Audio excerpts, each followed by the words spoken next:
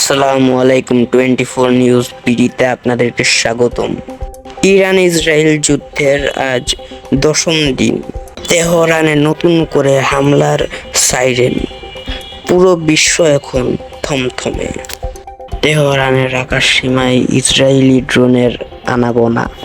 অন্যদিকে রাশিয়ার প্রেসিডেন্ট পুতিনের সাফ হুঁশিয়ারি, ইরান আক্রান্ত হলে রাশিয়া চুপ করে বসে থাকবে না।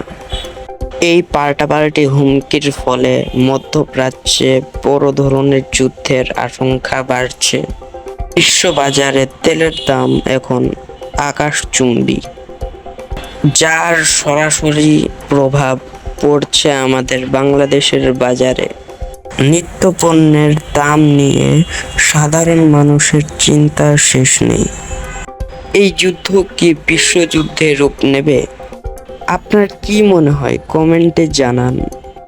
আরও আপডেট পেতে সাবস্ক্রাইব করুন 24 নিউজ পিডিতে।